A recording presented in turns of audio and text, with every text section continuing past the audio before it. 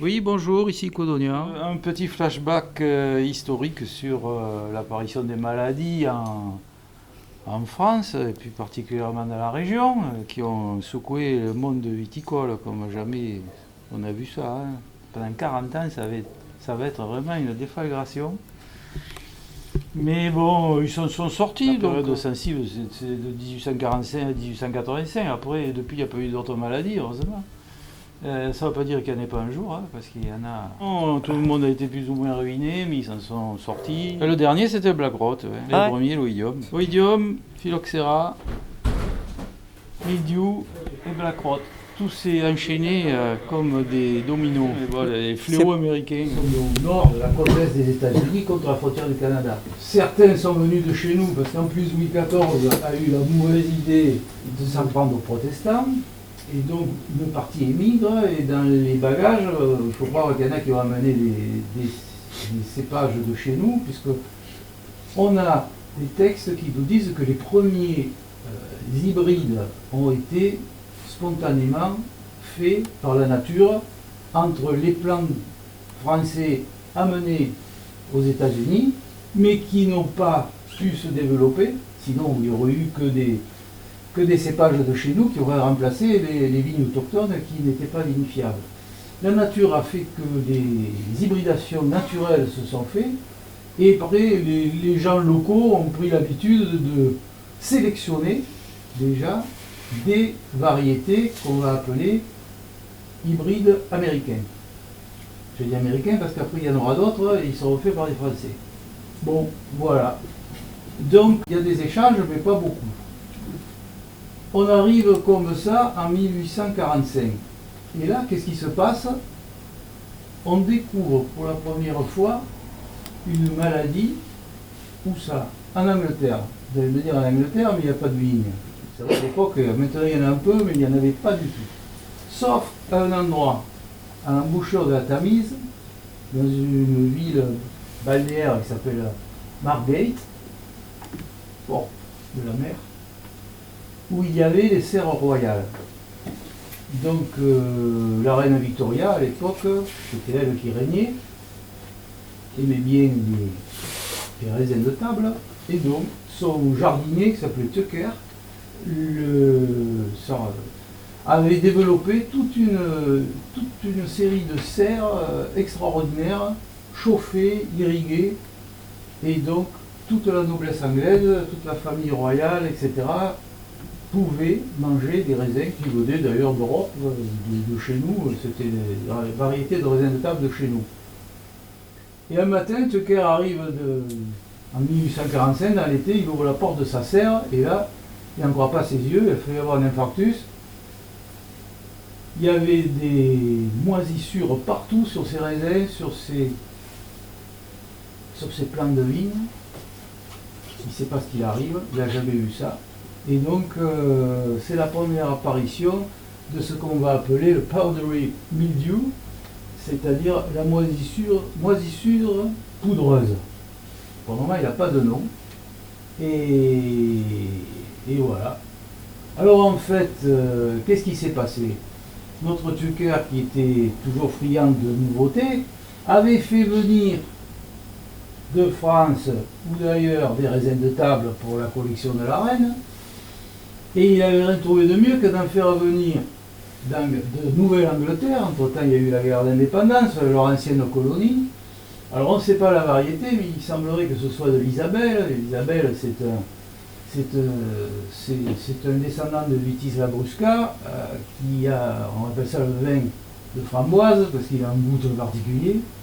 On pense que c'est lui, puisque l'oïdium reste dans le bois. On a importé un bois avec le champignon, et voilà. À partir de là, la moisissure poudreuse va débouler en France comme une traînée de poudre. Ça vaut l'affaire d'un jeu de mots, parce que c'est le vent qui dissémine les spores de la maladie. En ouvrant la porte de sa serre, Tucker a ouvert la boîte de Pandore, M2 est le numéro 8, et à partir de là, vous allez avoir une cascade incroyable de cataclysmes qui vont tomber sont les pauvres vignerons, nos ancêtres ici et ailleurs. L'oïdium va à une vitesse très étonnante, c'est-à-dire que quelques années plus tard, il est déjà en France ou à Paris, il y a des collections de raisins de table, il y a aussi un vignoble autour de la capitale. Il est enfariné, pour ceux qui ne connaissent pas, la powdery mildew c'est l'oïdium, donc vous avez tous vu l'oïdium avec le mycélium blanc partout. Il arrive en 1851 à Godonian. Il est toujours. Il n'est jamais parti. Il a raison de le préciser, parce que c'est encore un gros souci pour les viticulteurs, et c'est le but de cette soirée d'essayer de sortir du problème. Alors, tout le monde est effondré, on perd la récolte, les années, on ne sait pas ce qu'il faut faire, en plus, il n'y a aucune lutte, rien, c'est jamais arrivé. Encore une fois, il n'y a jamais eu de maladie, c'est tout nouveau. On fait n'importe quoi. On essaie de pulvériser tout ce qu'on a sous la main, du lait, de l'urine, de l'eau de javel, rien n'y fait. Mais on finit par trouver la solution. C'est Henri Marès, retenez ce nom. C'est lui le sauveur, le premier sauveur de la viticulture, parce que vous allez voir, il y en a plein. Henri Marès, qui était d'à côté de Montpellier, à Fabrègues, et qui était chimiste de formation et agronome, c'est lui qui, en essayant un peu tout, dit le soufre qui a un effet vapeur va peut-être nous rendre service, et il invente le poudrage, codifie la chose. Du soufre on en a à volonté, on en a toujours. C'est un produit de base que Jean-Philippe utilise encore. Oui, voilà. Fréquemment. Fréquemment même. Voilà. Bon, donc Marès sauve la viticulture. D'ailleurs, son descendant est toujours chez nous, puisque Cyril Marès, qui est le président des conservationnisme, est son descendant. Si vous ne le savez pas, il n'en fait pas trop état, mais c'est vrai. Donc là, quand on parle de powder mildew, c'est pas le mildew, c'est l'oïdium. C'est l'oïdium. D'accord. Voilà. On va arriver dans un moment au milieu. Alors, qu'est-ce qui se passe? Les pépiniéristes ou les gens comprennent, en force de réfléchir, on se dit, mais d'où sort ce champignon? On cherche dans les annales et dans les archives, et on s'aperçoit qu'en fait, on connaissait très bien ce champignon, puisqu'il avait été identifié en 1834, donc bien avant, aux États-Unis, mais comme il ne posait pas de problème, c'était une curiosité qu'un botaniste avait mis dans un coin, etc.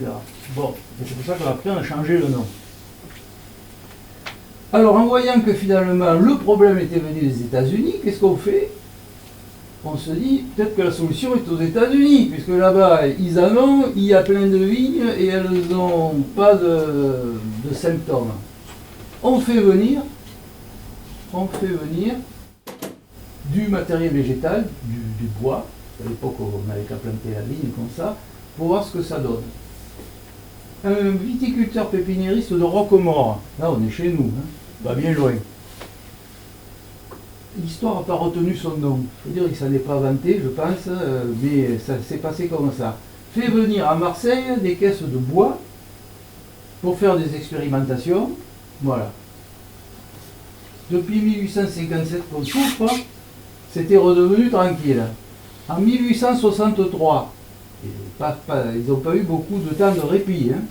1863 apparaît à Pujol un phénomène tout à fait nouveau. La vigne meurt. Là, c'est plus grave. C'est pas la récolte, les vignes meurent. Personne ne comprend. Les vignes crèvent, bon, par rond, etc. Au bout de... On est en 63. En 68, on constate que les vignes meurent de plus en plus dans un triangle qui va de Pujol à Nîmes et Saint-Martin-de-Crau. Un triangle. Bon. Quelques savants de Montpellier, dont Planchon qui est le botaniste du Jardin des Plantes, finissent par prendre, ils sont trois, ils finissent par venir sur le terrain pour essayer de comprendre. Et à Saint-Martin-de-Crau, ils extirpent quelques sets de vignes, et de suite, il y en a un des trois qui identifie un puceron, tout petit, minuscule, jaune, et ils disent c'est lui le fautif. En piquant la vigne, ça l'épuise et elle meurt. Bon. De nouveau, qu'est-ce qu'on fait? On n'a aucune solution, on ne sait pas ce que c'est, on ne sait pas comment lutter. Bon, c'est le phylloxéra, vous avez deviné. Alors, on n'en parle plus, puisqu'on a trouvé la solution, mais ça a quand même été important dans l'histoire des maladies. On fait à peu près n'importe quoi, depuis prier jusqu'à sortir les souches, les tremper dans des baquets. Enfin, bon, il y a un concours national pour essayer de comprendre, de trouver. Déjà, il faut comprendre le cycle du phylloxéra. Ce cauchemar d'ingénieur agronome quand j'étais étudiant, c'est d'une complexité sans nom. Donc il a fallu comprendre ce qui se passait, parce qu'il était dans le sol, mais des fois il se met à voler. Et c'est comme l'oïdium, c'est le vent qui va disséminer non plus les spores, parce que là ça va vite. Hein. Pourquoi il est arrivé si vite l'oïdium? Parce que le Mistral, ça va vite. Mais l'adulte du phylloxéra, lui, il fait 30 km par an, quoi. C'est pas très rapide. Donc ça va donner du temps de trouver des solutions. Entre-temps, il arrive en 170 à peu près à Codonia. Tout le monde est ruiné, la vigne meurt, donc il faut changer de culture, partir ailleurs, il y en a qui émigrent, il y en a qui vont faire du vin dans les sables, enfin bon, le désastre. Il faut trouver une solution, et on la trouve, c'est Planchon qui dit, ça vient des États-Unis, c'est parce que lui comprend qu'en faisant venir les plants, on a introduit le phylloxéra, et donc il envoie Pierre Abgala, qui est agronome de l'école d'agriculture de Montpellier, aux États-Unis. Entre-temps, on avait fait venir les plants américains, les premiers hybrides américains qu'avaient fait, comme l'Isabelle, qu'avaient fait nos anciens colons là-bas. On les avait plantés. Effectivement, ils étaient résistants au phylloxéra, mais là, maintenant, nouveauté, il chlorosait. C'est-à-dire qu'il végétait, le calcaire dans le sol était un facteur limitant, n'était pas la solution. Pierre Viala va aux États-Unis, il sortait de la guerre de sécession, il avait d'autres soucis que de s'occuper de la viticulture, hein, mais bon, il fait un périple extraordinaire, il ramène tout ce qu'il trouve comme matériel végétal. Il y a une trentaine d'espèces américaines de vitis. En Europe, on a Vitis vinifera, il n'y en a qu'une. Aux États-Unis, il y en a une trentaine. Il y en a aussi en Asie, qu'on verra après, éventuellement. Oui, il y en a une célèbre, mais bon. Du coup, on ramène du matériel végétal. Il fait tous les États-Unis pour trouver un coin qui ressemble aride avec du calcaire. Il trouve au Texas un vitis qui s'appelle Vitis berenderi, qui ramène en France, et ça va permettre de faire des fortes greffes résistants au calcaire, parce que sinon on ne pouvait pas reconstituer le vignoble. Ça, c'est très important. À partir de là, on déclenche en France une fièvre de l'hybridation. Tout le monde veut faire des sous, parce qu'en fait, à la clé, c'est comme aux États-Unis, toujours business. Les hybrideurs se mettent au travail en faisant des croisements, il y a d'autres mots, entre du matériel végétal américain et le matériel végétal français. Là, on est toujours fin 19e. On est en 78-80. Voilà. On fait des tas d'expérimentations où on fait des hybrides producteurs directs. Alors, eux, ils sont bien parce qu'ils résistent au phylloxéra. En plus, on découvre qu'ils résistent à l'oïdium, qui nous avait vraiment fait faire du souci. Et après, apparaît, en faisant venir tout ce matériel, surtout par Bordeaux, une nouvelle maladie qui attaque la vigne. Cette dernière maladie, c'est le mildiou. Alors, la moisissure. Mildiou, ça veut dire moisissure. On va franciser le mildiou anglais, c'est EW, en mildiou IOU. Et là aussi, on est désemparé. On a quelques solutions, ou avec des hybrides producteurs directs venus des États-Unis, ou recombinés en France, ou greffés sur des plants américains, ce que préconisait Planchon, des cépages français, Parce qu'en plus, on s'était aperçu que les vins des hybrides américains, c'était comme aux États-Unis. C'est imbuvable, ils sont ce qu'on dit foxés. C'est-à-dire C'était le Clinton. Oui, entre autres, je vais en reparler. Ouais, Oui. d'accord. Ouais. Clinton, c'est Clinton. Clinton. Clinton.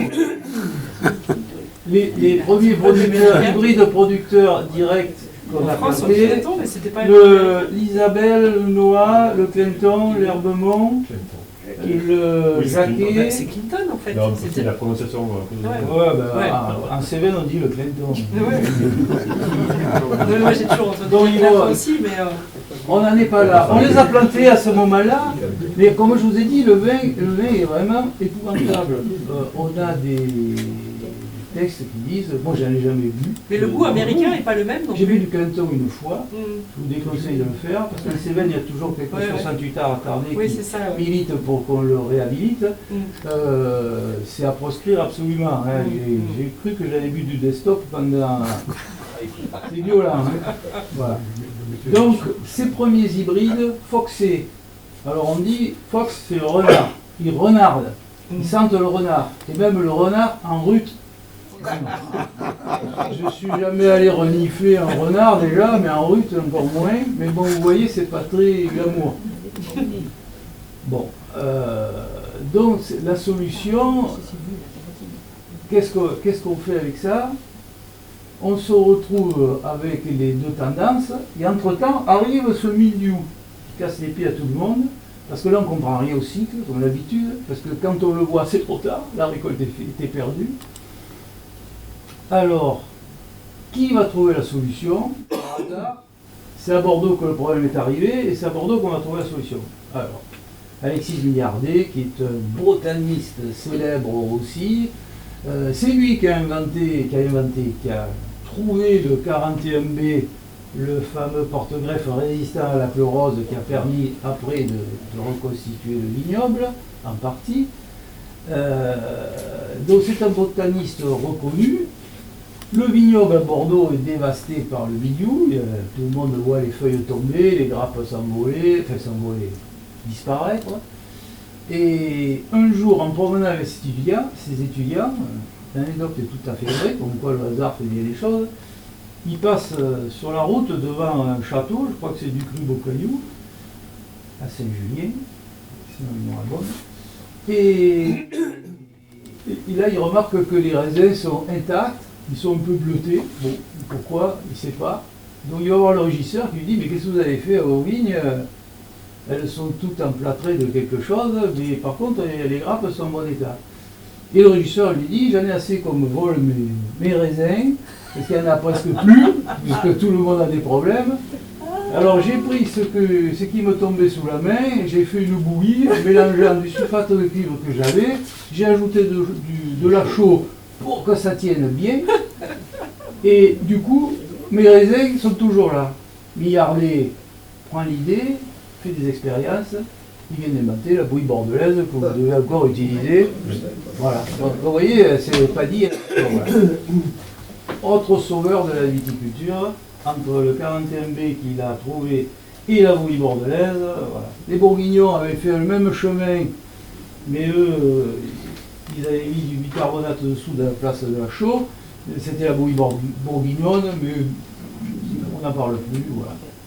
Donc, on est pratiquement au bout des maladies, mais pas complètement.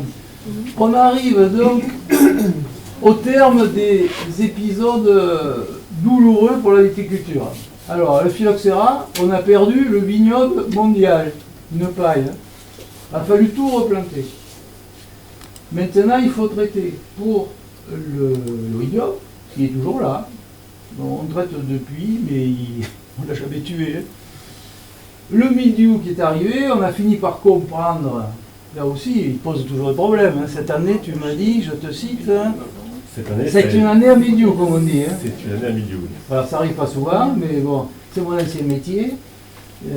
Parenthèse, c'est simple, le mildiou, il n'est virulent que dans certaines conditions. Il faut que les œufs d'hiver, qui est la forme de conservation qui tombe au sol, il faut que les œufs d'hiver soient virulents. Pour ça, il faut qu'il y ait un hiver pluvieux. Si l'hiver est pluvieux Et si le printemps est pluvieux, vous aurez une année à milieu, parce que ça dissémine bien sûr la virulence des œufs. Si vous avez un hiver pluvieux et qui ne tombe pas grand-chose au printemps, c'est pas très grave. Des œufs de champignons. Des œufs du milieu. C'est la forme de conservation du... Des spores, c'est des spores. Ce sont des spores, ouais. Mm. Les œufs d'hiver, on appelle ça. Si il ne pleut pas ni au printemps ni l'hiver, ben voilà, vous êtes tranquille, c'est même pas la peine de sortir le pulvérisateur. Bon, voilà. On a cru qu'il était mort, hein, parce que l'oïdium, on n'y est jamais arrivé. Mais c'est encore une anecdote que je peux citer parce qu'il y a prescription. Bon, j'ai un de mes professeurs de viticulture qui a fait de grandes choses, mais comme quoi on peut se tromper, il me l'a dit. Il avait fait une expérimentation, parce qu'à l'époque, il était persuadé, c'était dans les années 80, hein, que le mildiou avait été tué par le désherbant. Puisqu'on désherbait à outrance la vigne, on pulvérisait énormément de quantités de cimazine fabriquées à Aigueville, pas loin. Moi, je vendais du Diveron aussi, qui est rentré dans l'histoire. C'est pour ça que j'étais dans la confidence et dans l'expérimentation. Il était persuadé qu'à force de mettre du désherbant, depuis les années 50, on avait tué les œufs d'hiver, dont la forme de conservation du mildiou. Et voilà.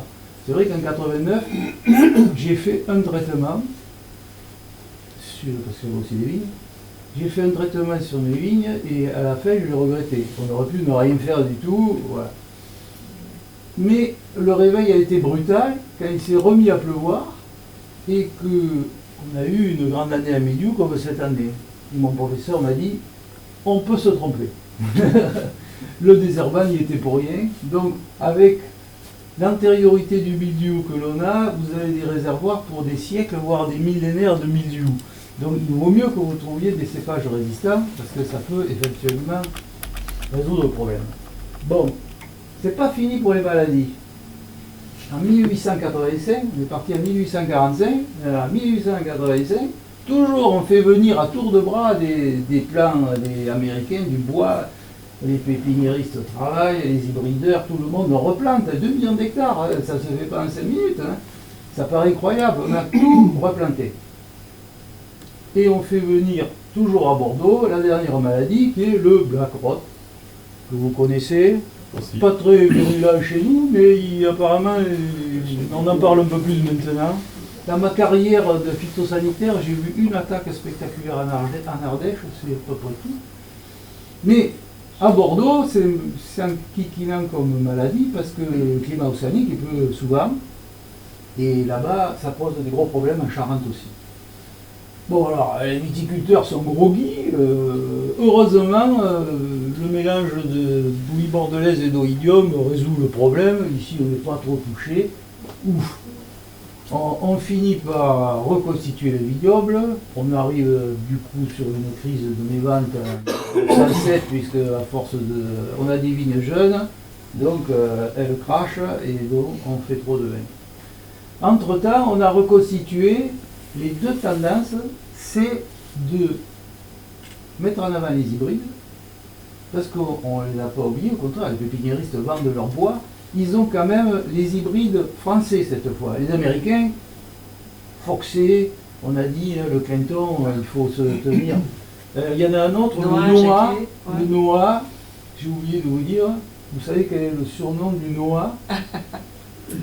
Le surnom du Noah, c'est le vin de Troie. De Troie. Pourquoi 3? Parce qu'il fallait 2 personnes pour soutenir le buveur. C'était particulièrement violent. Donc, ces petits cépages vont avoir du succès comme en Cévennes chez tous les paysans. Il y a énormément de paysans en France, il y a 15 millions de paysans. Tout le monde fait son petit vin.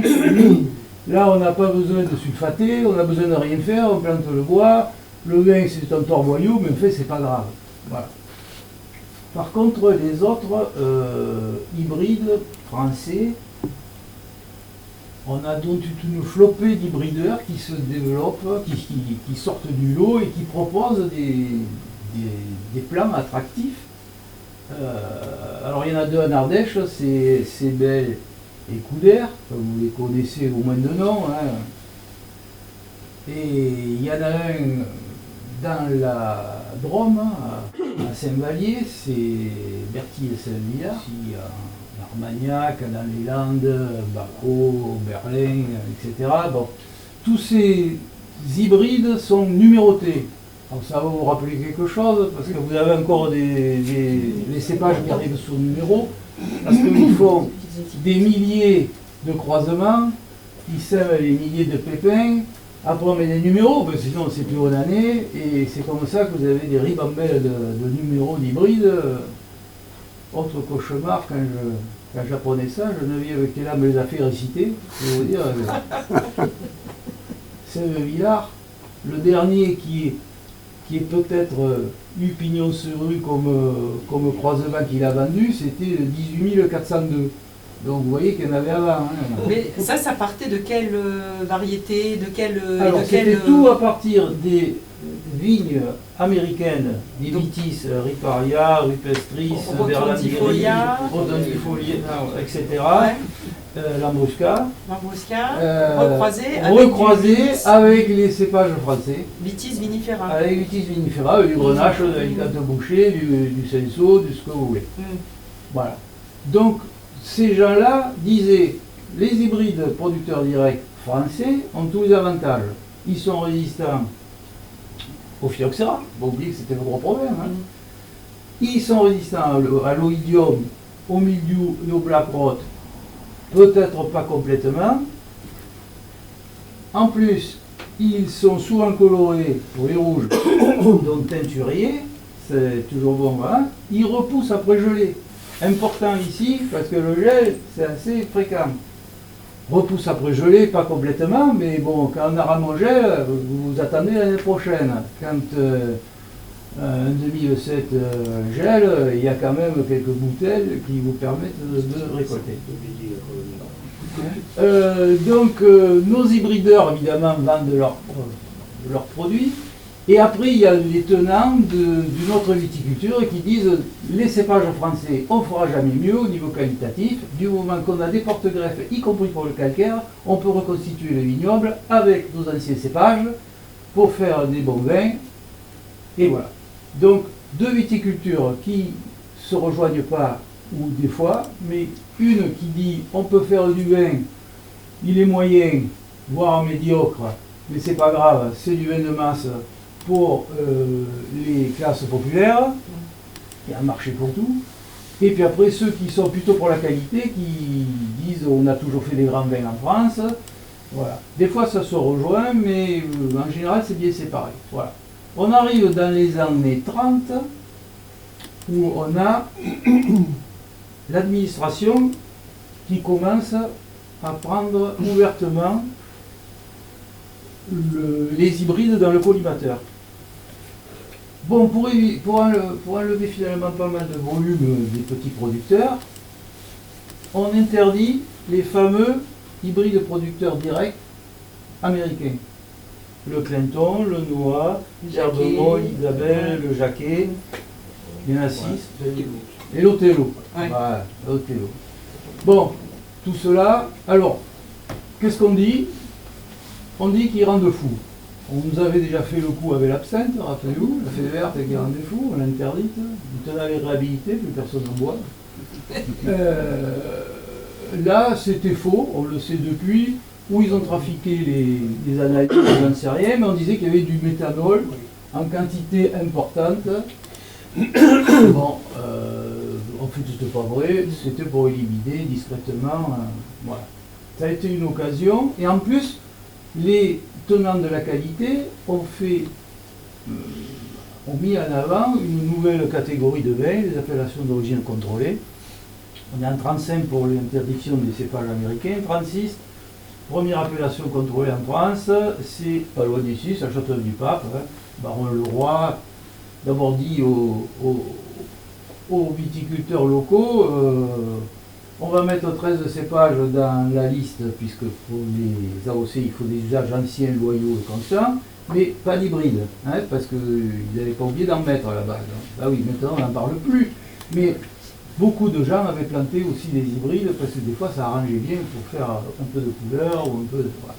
Conclusion, on a toujours nos deux viticultures qui avance dans le temps. Voilà. On arrive dans les années, on va dire 60, c'est un grand bond.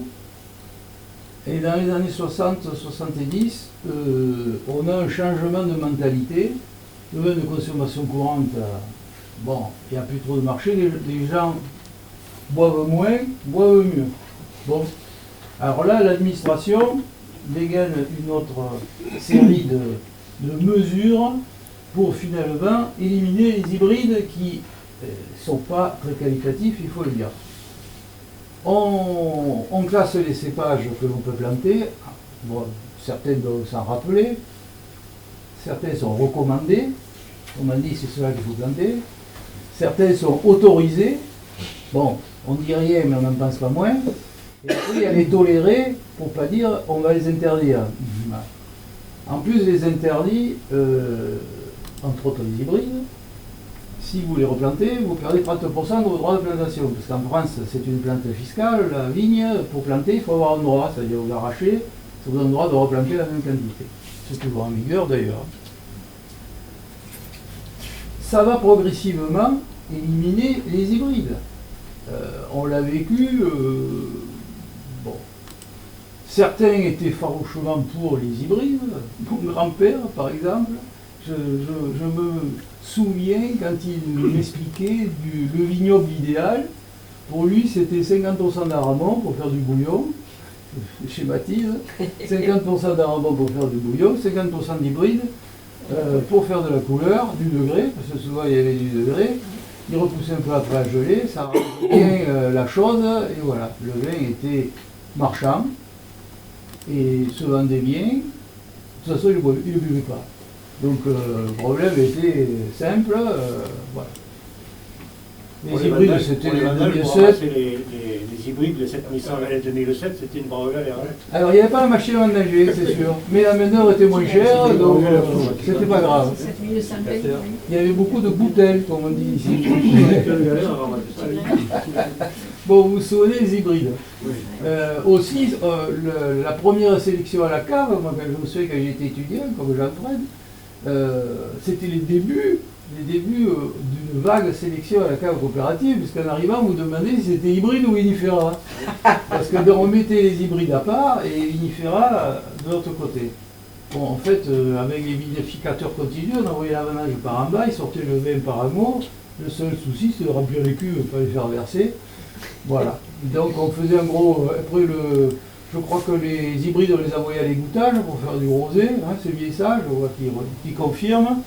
Alors que Jean-Fred m'a dit que cette année, vous avez fait 65 types de vin. Combien tu m'as dit 45. 45, bah, 45 types de vin. Donc vous voyez le changement d'époque. Hein. Conclusion, les hybrides vont progressivement, alors qu'en 60, on a 30% du vignoble français qui est un hybride. C'est énorme, hein, je vous dis. 70% avec des vinifera greffés, mais tout le reste était un hybride. Hybride avec américain, donc avec un croisé avec. Oui, parce que les Clinton, Noah, Isabelle, ça a toujours été anecdotique. C'était les hybrides producteurs directs français. Voilà. On a tout éliminé. À ce jour, il n'en reste plus, sauf, il y a toujours l'exception qui confirme la règle. Il n'y a qu'une exception dans l'Uniblanc, c'est le vinifera. La seule exception, c'est à Armagnac, où est autorisé en appellation contrôlée un hybride producteur direct français, le 22A Baco, sélectionné par François Baco à l'époque, 22A, le 22e plan de la rangée A. Hein, c'est toujours des trucs comme ça pour savoir les hybrides, qu'on a appelé le Baco blanc, pour schématiser. Il est autorisé. L'INAO, je crois, il y a quelques années, a essayé de l'enlever, mais les producteurs ont levé les fourches, finalement, il est toujours. Mais distillé, bon, quand on distille, en fait, c'est l'alcool, donc c'est pas très gênant. Bon, voilà, nos bons vieux hybrides disparaissent de la sphère française, mais par contre, ce qu'on oublie, c'est que dans le monde entier, il y en a.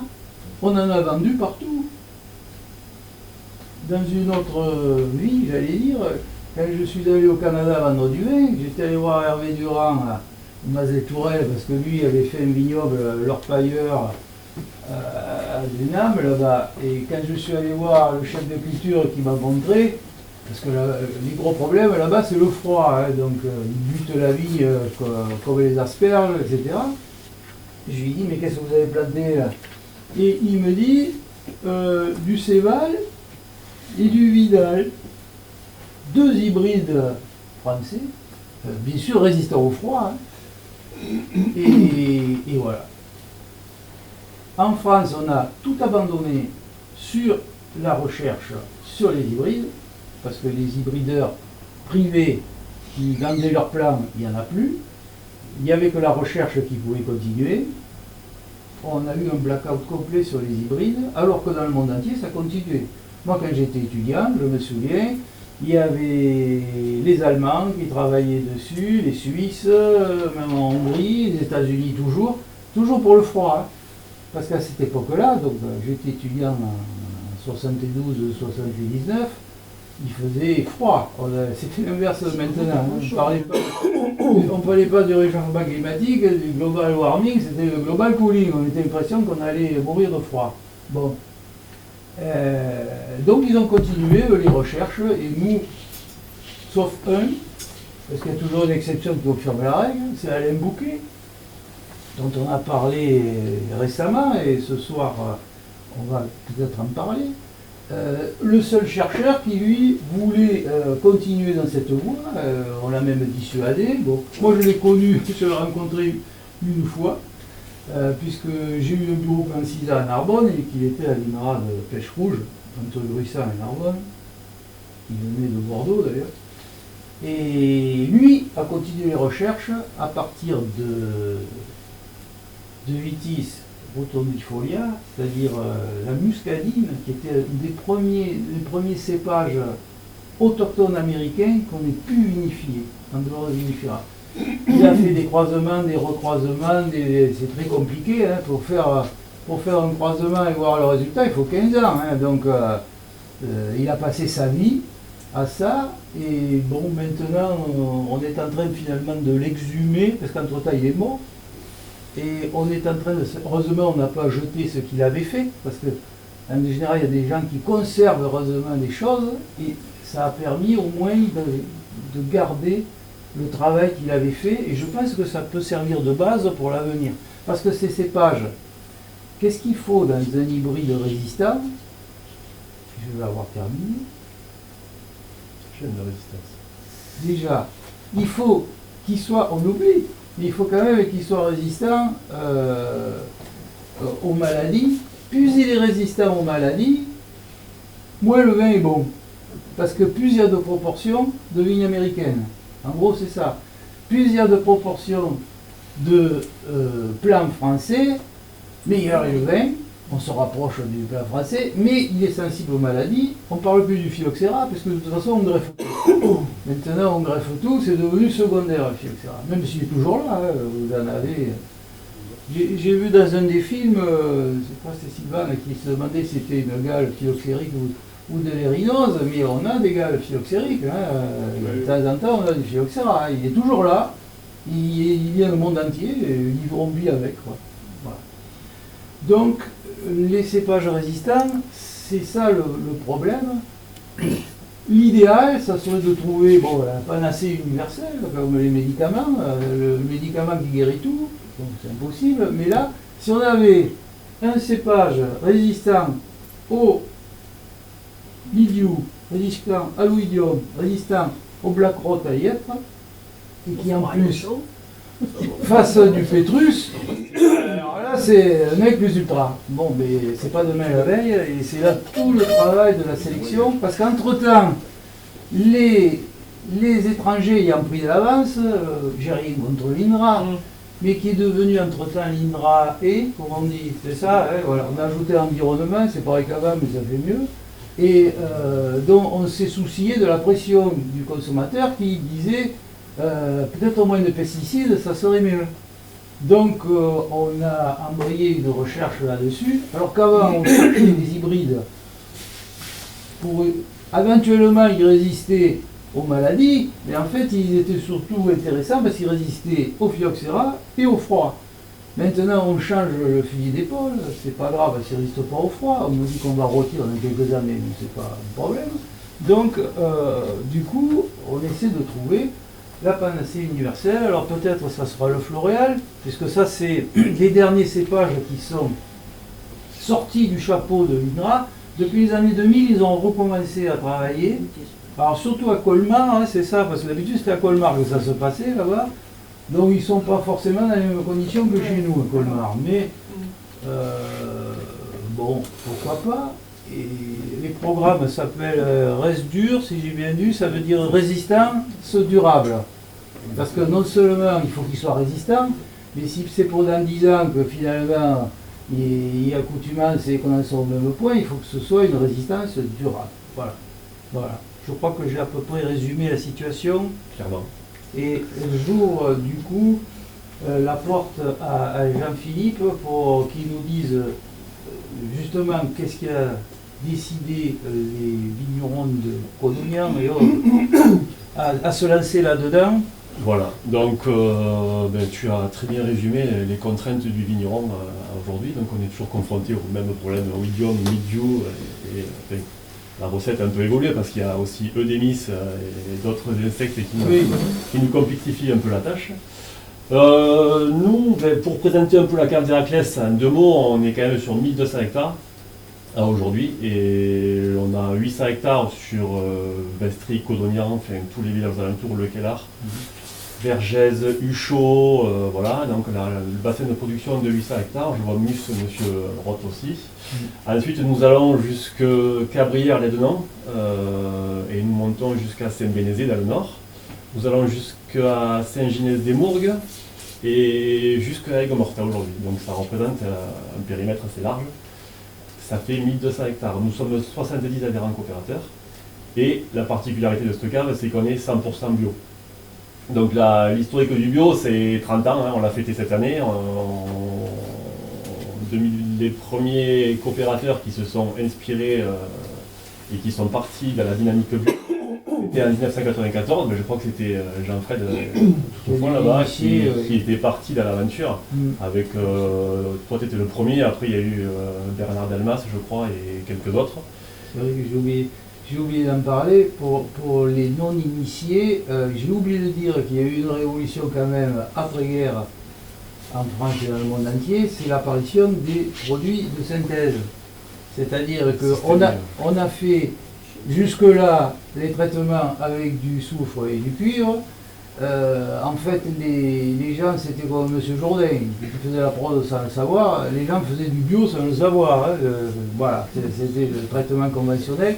Après, la chimie a fait son travail après-guerre. Moi, j'y ai participé. La révolution, on a eu des produits pénétrants d'abord. Dupont avait inventé le kérosate, le cymoxanil.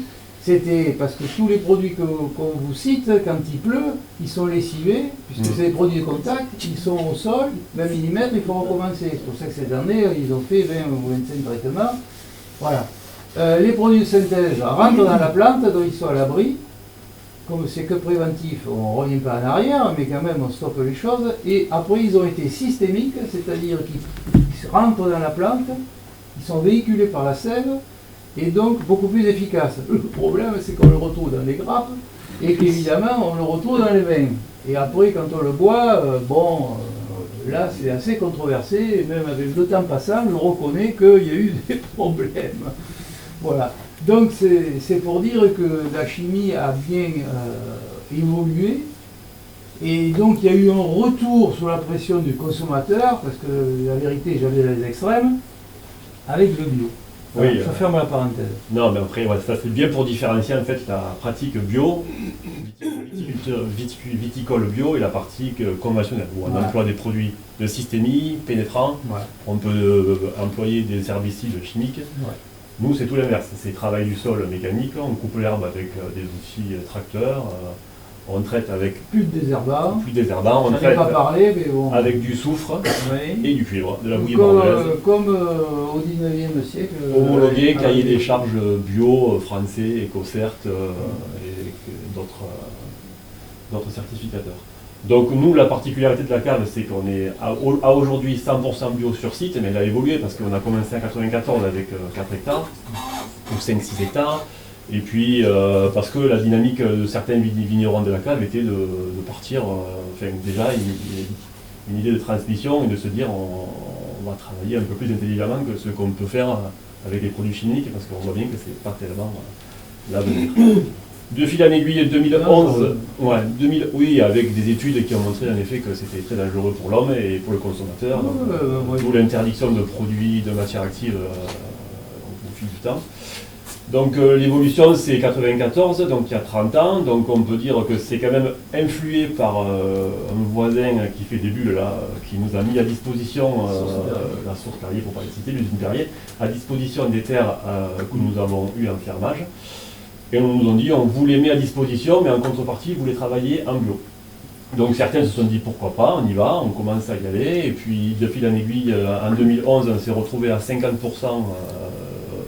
en bio et 50% en conventionnel. Et en 2022, 100% de la vendange est vinifiée sur site, sur le nouveau site qui a été créé en 2018. Toute la cave est à 100% bio. Donc l'évolution est, ça fait en 30 ans, la cave coopérative est devenue 100% bio.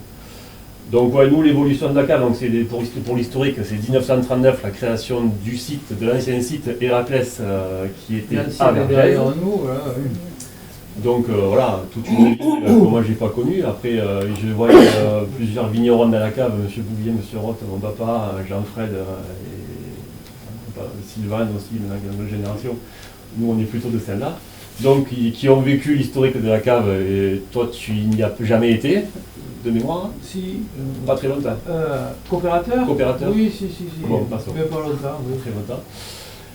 À aujourd'hui, donc 39, donc la cave a vécu, et en 2018, création du nouveau site, sous l'influence donc surtout de l'ancienne équipe, donc on va les remercier, à Jean-Fred et puis Bernard Delmas, Philippe Delmas, tous les anciens qui se sont dit il faudrait qu'on crée un nouveau site. Donc le nouveau site a été créé, et en 2018, c'est là qu'on a eu une croissance avec la cave de Cabrières à Dresden qui a fusionné avec nous, et puis l'arrivée de nouveaux coopérateurs, même s'ils ne sont pas très proches, mais qui ont trouvé leur intérêt dans le fonctionnement de la cave. Mais ça, c'est un problème pour transporter la vendange. Alors, c'était le facteur limitant. Après, voilà, les vendanges se transportent un peu plus facilement qu'avant parce que le transport a évolué. Et puis, avec la pression sociétale qui est assez forte, on a l'opportunité on a entendu parler des cépages bouquets, je crois qu'il y en a 7 numéros, de mémoire, je ne sais plus, 6 ou 7. Je crois que Sylvain, pour ça, il est plus à même de vous les citer, parce que c'est que des numéros, ça porte. C'est des numéros, mais je crois qu'il y en a 6 ou 7 de choix. Après, on donne souvent un nom plus ronflant après le numéro, mais pour le moment, les bouquets, je crois qu'il n'y a que des numéros. Voilà. Il y a les restes durs, donc les floréales, les artabans, les sorelli, les voltis, là les sous-vinaigriers. Donc là, voilà, la dégustation, vous allez avoir du floréal et du sous-vinaigré.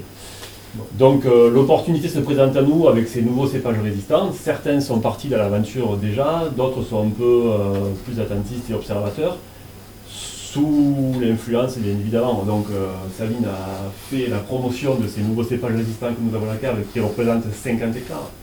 Ouais. C'est ce qu'on m'a dit. Hein. Je crois qu'on était un peu moins, mais il y a des plantations qui sont faites cette année encore. Donc une cinquantaine d'hectares sur les 1200.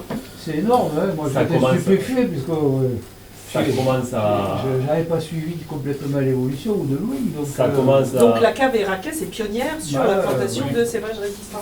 Vous êtes dans les pionniers. Et c'est des cépages qui sont vinifiés à part, pour vraiment, parce que c'est des nouveaux profils de vinification, tout est nouveau. Il y a des cépages que l'on ne connaît pas, la vinification, même chaque année c'est totalement différent, selon les années, selon la charge, donc on apprend à les travailler, on apprend à les vinifier. Oui. Et on essaie de les vendre marchands, mais la difficulté c'est que le commerce est pas trop friand de ces cépages. Donc pour nous ça serait génial, sauf qu'on est attentiste parce que le marché n'est pas trop en phase pour l'instant. C'est le problème parce que souvent c'est pour l'avoir pratiqué, c'est le négoce qui commande. Et le négoce, C'est pour ça que les hybrides producteurs directs français, 30% du vignoble, je vous ai dit, dans les années 60, ont été éliminés parce qu'un jour, le négoce a dit « j'en veux plus ». Et comme par chromatographie, tout simplement, on pouvait savoir s'il y avait de l'hybride dans un vin, sinon les fraudes, bonjour, ils ont été éliminés parce que le négoce un jour a dit le consommateur en veut pas, le consommateur il est au courant de rien, il sait pas ce que c'est que consommateur lambda, il sait pas ce que c'est qu'un hybride, un machin. Mais voilà, donc ils ont été, et ça plus la volonté finalement des pouvoirs publics, parce qu'il y en a qui ont imposé un système éliminatoire, et donc du coup, je vous dis, à part quelques milliers d'hectares qui restent en Armagnac, ma foi, je vois pas de gens qui soient commotionnés de boire un Armagnac, de boire on n'en boit plus maintenant. Le digestif c'est devenu vraiment, mais pose pas de problème, hein. Donc, surtout quand on le distille, comme je dis, un distillant c'est quand même.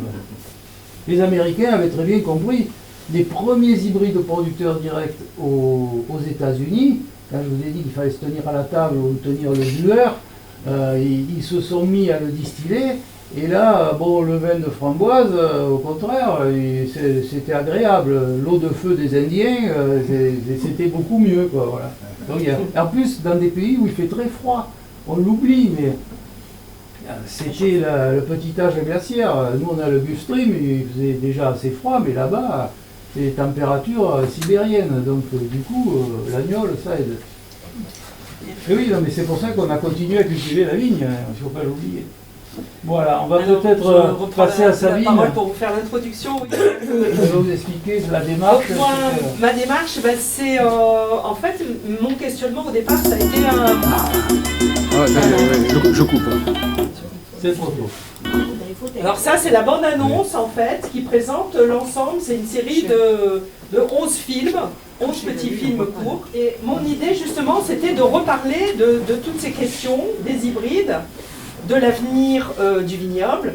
Parce que, bon, moi je ne suis pas native de la région, mais ça fait 40 ans que j'habite dans le coin. Je suis plutôt sur l'Hérault et donc j'ai toujours habité dans des petits villages entourés de vignes et de caves coopératives et de copés, puis un petit peu moins de copés parce qu'elles fusionnaient avec d'autres, etc.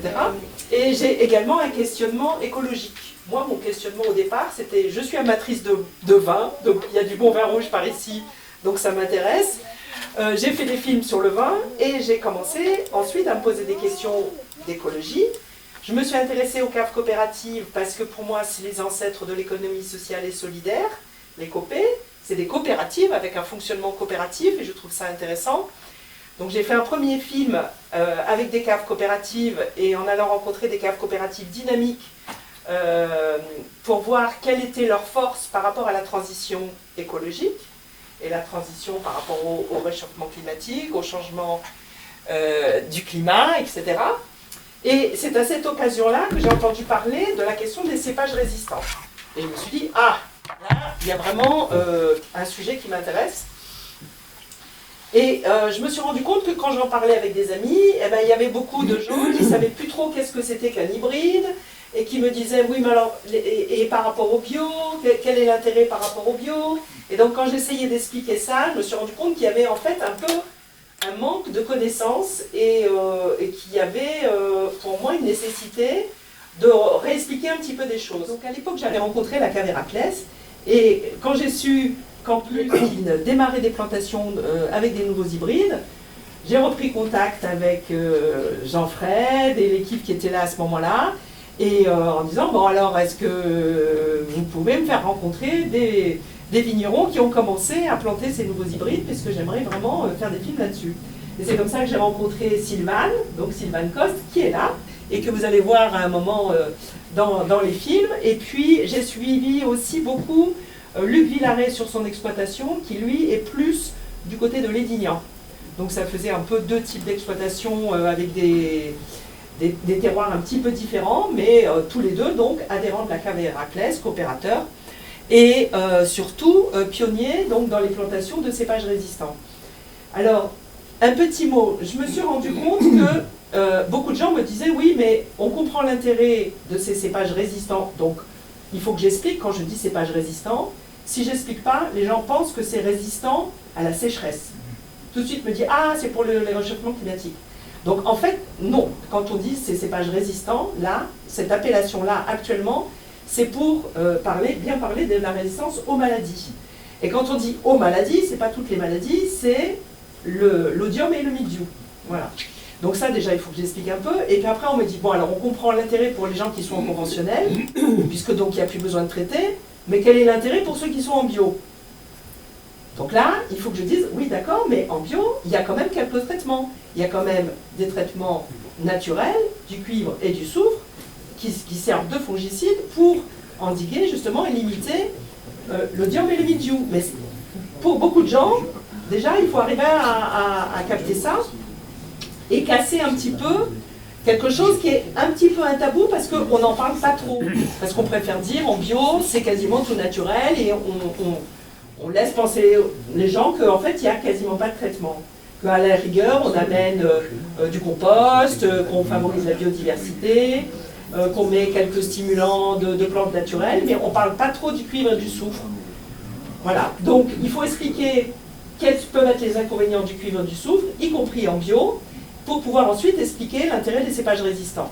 Donc en fait, comme tout ça, ça faisait beaucoup de choses à expliquer, je me suis dit comment je vais faire, je ne vais pas faire un film de 2 ou 3 heures, et donc j'ai décidé de découper ça en petits morceaux, et donc en petits films de 15 minutes, et à chaque fois, je parle d'un sujet, je mets le focus sur un aspect un peu plus particulier, et puis de film en film, en fait ça se complète. Donc j'ai fait 11 films de 15 minutes, et pour m'amuser, puisque la cave Héraclès s'amusait à faire des références à la mythologie grecque, puisqu'elle s'appelle Héraclès, sur chaque film, que j'appelle un épisode, en fait, de la web-série, puisqu'à chaque fois, ils se complètent et ils se suivent. Donc sur chaque épisode, je me suis amusée à donner le nom d'une divinité grecque, ou d'une figure de la mythologie grecque. Donc ça commence par Gaïa, qui parle en fait plus de l'écosystème. Voilà, puisque si on veut parler des maladies, du bio, ça me paraissait important de le resituer dans un écosystème, de montrer aussi qu'est-ce que c'est que du bio à grande échelle, parce que souvent quand on parle de bio, on pense à un bio avec des toutes petites exploitations familiales, en toutes petites propriétés, limite permaculture ou biodynamie, voilà. Mais en fait, si on veut vraiment faire la transition de toute la viticulture, eh ben, forcément, ça va être du bio à grande échelle. Donc comment on fait pour faire du bio à grande échelle? Si on veut par exemple mettre du compost, vous pourrez en parler avec Sylvane qui est là, si on veut mettre du compost sur plusieurs dizaines d'hectares, eh ben, ça veut dire qu'il faut des endroits pour le stocker, il faut trouver l'approvisionnement en matériel végétal pour faire du compost, soit on l'achète déjà tout fait, soit on le fait soi-même, il faut qu'il ne soit pas trop loin des vignes, enfin, ça veut dire beaucoup de logistique aussi. Donc, voilà, déjà on part de là, et puis ensuite, le deuxième épisode c'est Zeus, donc Zeus c'est les dérèglements climatiques pour moi.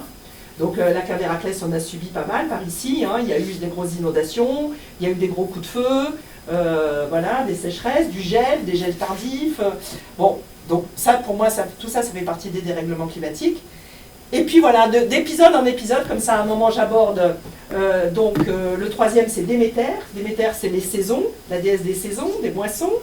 Et du coup, pendant les saisons, il y a les maladies aussi, donc voilà. Et donc là on commence à parler du cuivre, du soufre, le fait que si on ne traite pas la vigne qui est une liane et qui a tendance à produire beaucoup et qui maintenant a été recroisée effectivement et est devenue sensible, si on ne la traite pas, la récolte est fortement compromise. Le numéro 4, c'est Héraclès. Donc là, c'est les 12 défis. Héraclès, c'est Hercule hein, chez les Romains. Donc c'est les 12 grands défis du bio à grande échelle. Après, le 5, c'est Hermès. Donc dans Hermès, je parle des questions de vente. Comment l'acceptabilité pour le marché. Donc les négociants disent... Bah, nous, on n'est pas bien sûr de vouloir en acheter parce qu'on ne sait pas si les consommateurs vont en acheter. Les consommateurs qui ont l'habitude d'acheter des vins de cépage avec des noms qu'ils connaissent, s'ils ne connaissent pas le nom de Floréal ou qu'on leur vend un vin Floréal, ça ne va pas marcher. Donc il faut trouver d'autres idées. Et vous verrez avec les vins que j'ai amenés ici, que donc il y a la cave Héraclès, un négociant, qui la suit depuis longtemps, qui s'appelle Jacques Frelin. et qui a tout de suite a été un des premiers à acheter du Floréal, à le mettre sur le marché. Jacques Frelin est aussi un des fondateurs du salon Millésime Bio, c'est ça, hein, Jean-Fred, avec toi et quelques autres. Donc c'est aussi un innovateur, et on se rend compte que c'est les innovateurs qui vont saisir cette opportunité de mettre des nouveaux vins sur le marché. Il y a des gens qui sont frileux en disant mais nous, tant qu'on ne sait pas si les consommateurs en veulent, on va pas se mettre à en produire, ni en vendre, ni en acheter, ni quoi que ce soit. Mais il y a aussi des gens aussi qui prennent l'autre partie en disant ah, mais nous, si on est les premiers à en vendre, on a un créneau aussi au niveau du marketing, et si on explique aux consommateurs l'intérêt de ce nouveau cépage, eh ben, on peut être les premiers à en avoir, et ça peut être aussi un avantage. Donc voilà, actuellement on est vraiment dans cette grosse période de transition. Et puis ensuite l'épisode numéro 6 que vous allez voir ce soir, on va commencer par celui-là, il s'appelle Panacée. Donc là, en quoi c'est la panacée, ces nouveaux cépages? Donc on pourra rentrer après plus en détail dans les cépages. Et j'ai suivi au niveau de la cave Héraclès 3 cépages qui sont finalement les 3 héros, les 3 vrais héros de toute cette série de films. Et donc il y a un cépage bouquet, donc vous avez entendu parler du cépage bouquet parce que celui-là je le trouve intéressant, parce que c'est vraiment l'outsider, il n'est pas encore autorisé, il est encore en expérimentation, et pourtant, donc il n'est pas, s'il y en a qui commencent à être inscrits au catalogue, mais c'est juste en ce moment, quand j'ai commencé à tourner, il n'était pas encore inscrit au catalogue des vins autorisés, et en fait c'est complètement fou parce que c'est lui le précurseur. Et entre-temps, à l'INRA, on le traitait comme un farfelu, on ne s'est pas occupé de ce qu'il faisait, etc. Ensuite, on lui a dit oui, mais votre variété, en fait, il n'y a qu'un seul gène de résistance quand ils ont étudié le génome des variétés qu'il avait développées. Il n'y a qu'un seul gène de résistance au mildiou et un seul gène de résistance à l'oïdium, et c'est peut-être trop fragile et trop risqué. Donc l'INRA de Colmar a finalement récupéré in extremis des variétés qui avaient été développées par Alain Bouquet à Montpellier. Donc c'est quand même la fierté de l'INRA de Montpellier. Et ensuite, ils les ont recroisés avec d'autres cépages. Donc, pour ceux que ça intéresse, on pourra refaire un peu le détail, mais en gros, plutôt des cépages allemands. Et à chaque fois, donc, ils ont recroisé, il y avait des vignes Vitis rotundifolia américaines, mais comme ça ne fait pas du super vin, à chaque fois, il a recroisé avec des cépages de Vitis vinifera. Et reprenant la descendance et recroisé, et des fois avec 2 cépages différents, ce qui a fait des branches différentes de descendants. Et l'INRA de Colmar a récupéré ça, les a encore recroisés avec d'autres cépages allemands, et ça fait les familles des Resdures. Et donc il y a 4 premiers hybrides donc, en Resdure 1, dont le Floréal, Artaban, Voltis et Vidocq. Voilà, 2 blancs et 2 rouges. Et puis ensuite, ils se sont dit, bon, il faut qu'on voit si on ne peut pas trouver d'autres gènes de résistance et refaire encore d'autres variétés pour assurer, parce que le mildiou et l'oïdium, alors ils sont résistants 100% à l'oïdium, enfin complètement, mais au mildiou, pas tout à fait complètement. Donc il reste un risque. Si le mildiou est une espèce de champignon qui en fait se reproduit très très vite. Dans les organismes qui se reproduisent très très vite, il y a toujours une possibilité qu'il y ait quelques aberrations qui font des mutations. Et si dans ces mutations, il y en a une souche qui finalement arrive à passer et sur laquelle la plante n'a pas de résistance, c'est là que du coup, le mildiou peut quand même se développer sur des cépages qui seraient résistants. Donc ça s'appelle un contournement de la résistance. Et comme c'est un risque, on a développé d'autres variétés. Et là, en ce moment, c'est la course, c'est la grande course, parce que tous les pays, surtout européens, là, en gros, les Allemands, les Italiens, sont en avance sur nous. Les Espagnols, et qui encore sont en train de rattraper. Et les Français ont pris un peu du retard et rattrapent. Mais là, c'est vraiment, c'est une course contre la montre, parce que ceux qui vont... les viticulteurs sont très demandeurs, parce qu'il y a quand même un très très gros espoir. Il y a un peu un manque, hein, je ne sais pas si c'est toujours le cas de matériel. Et puis pour ne pas mettre tous ses œufs dans le même panier, on va quand même essayer plusieurs cépages, pour être sûr d'en avoir plusieurs variétés qui vont bien tenir. Et puis on fait les premières vinifications, et on attend de voir ce que ça va donner comme vin.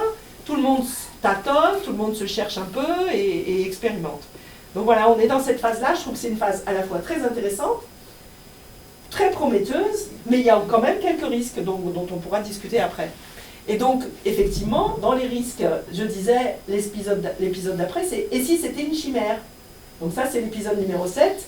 L'épisode numéro 8, c'est « Est-ce qu'on n'est pas en train d'ouvrir la boîte de Pandore ?» Quels peuvent être les risques? Et l'épisode numéro 9 qu'on va voir, c'est...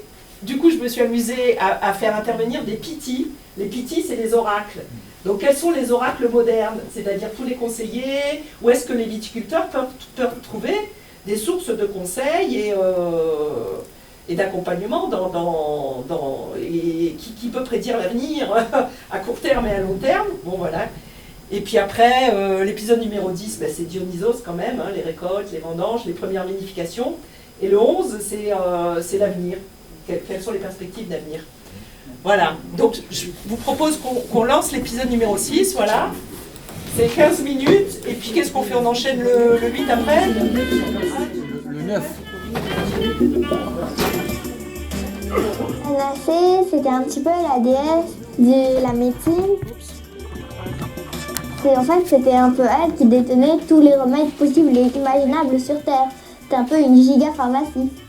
Panacée.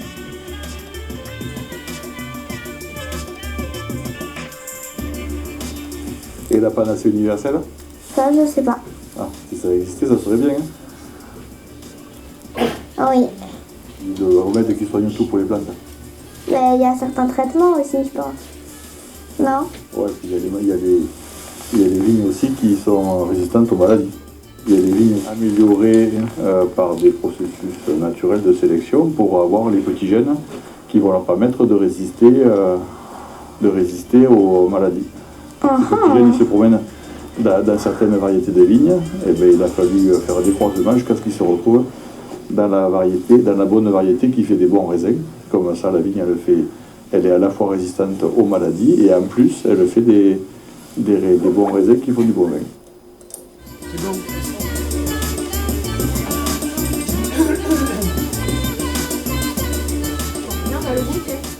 Ouais. Si vous avez des questions. Donc le bouquet, c'est un cépage rouge, ceux qu'ils ont plantés à la Caveraclès. Et la plupart des bouquets qui sont expérimentés, c'est des cépages rouges. Le floréal, c'est un cépage blanc, donc de la famille des restes durs, qu'on va pouvoir goûter. Et on a parlé aussi du Sorelli, qui est un blanc italien, celui qui a planté. Voilà. La dégustation, ce sera le bouquet final. Est-ce que vous avez une question, juste avant qu'on déguste, une ou deux questions, puis après on déguste? Alors moi j'aimerais savoir si pour obtenir ces nouveaux cépages, il a été obligé d'arriver à des modifications génétiques.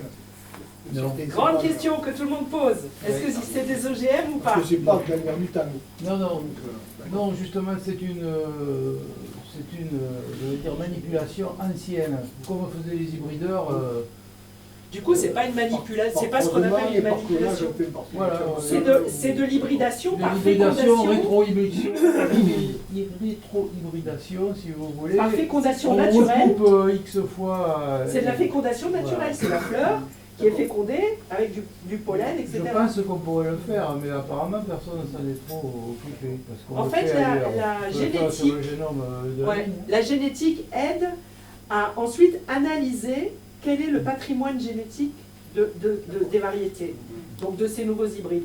Avec la génétique, on peut observer et analyser le patrimoine, mais il n'y a pas de manipulation génétique pour créer les variétés. Voilà. C'est ce que dit Sabine, l'ADN sert maintenant à justement identifier les origines des cépages. Isabelle, dont je vous ai parlé, qui a peut-être mis le feu aux poudres mondiales, Isabelle, c'est un croisement, maintenant on le sait, de Vitis lambrusca et d'un cépage champenois, le petit mélier, qui était à l'époque répandu, mais maintenant qui est confidentiel. Ce que je vous disais, on avait fait un croisement sûrement spontané dans la nature, et après, quelqu'un l'a trouvé dans son jardin, a trouvé que les grappes étaient belles, et donc il a amené un pépiniériste qui l'a appelé Isabelle parce que Mais c'était par le prénom contre, de sa actuellement, femme. si je ne me trompe pas, vous me direz, les viticulteurs n'ont pas le droit de produire eux-mêmes leur greffon. Si? Jusqu'à présent, c'était interdit, je ne sais pas Oui. si ça a été réautorisé. Du coup, de toute Non, façon, c'est pas pour la production, Je pense pas. hein, Personne ne le fait, non, parce qu'après il faut passer par une pépinière pour le certification multiplier, de part, ouais. pour le multiplier, pour Oui. l'avoir certifié. Ouais, pour- maintenant il faut être Je sais pas si agréé c'est pour pas une tout, perte. donc vous pouvez plus le faire, à moins d'être pépiniériste. Donc en Voilà, général, les c'est les pépiniéristes qui produisent des greffés soudés. Donc ces hybrides, ils ont des homologations pour les produire. Ensuite, ils les greffent sur les porte-greffes et les viticulteurs achètent des pieds greffés soudés. C'est ça? Oui, oui. Hein? Certifiés. Oui, la technique. Et les résistants sont beaucoup plus chers. Non? Ils sont pas 50%. Ils sont plus chers, ouais. 50% plus cher presque en ce moment. Il y a aussi un très gros enjeu économique parce que l'INRA a fait certifier ces variétés, du coup a un droit de propriété intellectuelle qu'elle renégocie avec des pépiniéristes et il y a des enjeux économiques très importants. Hein. Si on parle de remplacer presque tous les cépages actuels par des nouveaux cépages, ça veut dire des enjeux économiques faramineux aussi. Ouais, il y a une question? Oui, j'ai une question. On parlait des 3 variétés. Ouais. En France, il y a combien de variétés qui sont en expérimentation? Alors, est-ce qu'il y a d'autres variétés qui sont déjà commercialisées? Alors dans les nouveaux hybrides, donc les nouvelles variétés créées par l'INRA par exemple, il y en a une quinzaine. Je crois qu'il y a 6 bouquets actuellement qui sont inscrits au catalogue, c'est-à-dire en expérimentation, qu'on peut planter, qui ne sont pas encore complètement validés, qui ne sont pas encore classés. Hein. Enfin, c'est limite, c'est en train de passer. Donc il y a 6 bouquets rouges et 2 bouquets blancs, je crois. Et dans les résidus, donc ceux qui ont été recroisés par l'INRA de Colmar, il y en a déjà 8 qui sont inscrits au catalogue, dans les 9, 4 dans les résidus 1 et 5 dans les résidus 2, je crois. Ouais, ça fait 9. Plus il y a les résidus droites, les résidus qui arrivent. Il y en a encore 4 ou 5. Ils recroisent avec autre chose pour avoir d'autres gènes de résistance, en fait, multipliés. Donc en gros, il y en a une quinzaine. Après, Ouais. t'as les Italiens. Il y a une vingtaine de Français, Les de étrangers, purement ouais. français. Ouais, les Et puis étrangers, après, ça tu as tous fonctionne les pas étrangers qui sont autorisés en France. Italien, Suisse, allemand. Voilà. Donc par exemple, le Souvigné gris, c'est un Allemand. Le autorisé en France. trop. Le Sorelli, c'est un Italien autorisé en France. Après, qu'est-ce qu'il y a? Il y a, je sais pas moi, Il y en a plein. l'Oreven, le Cortis, Prior, le les Bianca, Araucaries. bon, etc. Donc tous les pays en ont développé et c'est une compétition actuellement pour savoir qui va prendre le marché. Et puis, est-ce qu'ils vont faire du bon vin? Donc ils attendent les conclusions. Ils attendent surtout de savoir aussi si les consommateurs comme vous et moi, on va en acheter. Parce que si on ne les connaît pas, les gens ont tendance... Donc il faut faire beaucoup de communication derrière. Et la bonne nouvelle, c'est que tous ceux qui en ont vendu, qui en ont mis avec des marques en bouteille, etc., et qui ont fait une communication en expliquant aux gens l'intérêt écologique de ces cépages, ça marche. Ceux qui essayent de le passer comme ça, en disant on va jouer sur un truc un peu fun et on va pas trop dire ce que c'est dedans, c'est moins net. Donc en gros, moi j'ai tendance à penser que quand il y a une vraie communication avec une pédagogie, qu'on explique aux consommateurs l'intérêt de ces cépages, il y a un marché. Voilà. Maintenant, il faut que les négociants soient convaincus et qu'ils fassent le boulot peut-être aussi. Mais donc la cave Héraclès cette année, j'ai demandé à Frédéric Sacomand, le directeur, combien il y a, je crois, 1000 hectos de floréal qui a été fait. C'est ça? Ouais, c'est ce qu'on a fait le plus. Ouais, cette année, et 200 ou 300 hectos de Souvigné gris. C'est les deux plus... C'est les deux qu'on va déguster, non? Voilà, exactement. Donc on va déguster du floréal qui est acheté par le plus gros client de floréal de la cave Héraclès, donc le négociant Jacques Frelin, donc qui est mis en bouteille et qui a vous allez voir comment il l'a positionné au niveau du marketing. Il y a 2 types de vinification à la cave Héraclès, si c'est toujours le cas cette année. Non, on a fait que du bas degré. Donc il est vinifié en bas degré, donc faible maturité. Et c'est comme ça que le vend aussi le négociant Jacques Frelin, donc, parce qu'il y a aussi là aussi des nouveaux créneaux au niveau du marketing de vin à faible degré d'alcool. Donc celui-là, il est à 10,5. Ça, c'est encore quelque chose de nouveau. Dans le temps, C'est une autre recherche. dans le temps, on faisait l'inverse, on sucrait même discrètement le vin pour remonter le degré. Maintenant, Là, c'est on que le essaie problème d'aller voir avec le le pas réchauffement possible. climatique. On le voit, Bon, ben, merci d'être venu. Merci. On vous invite, Attention, on vous invite au bouquet final de passer à la dégustation. Pour les initiés agricoles, c'est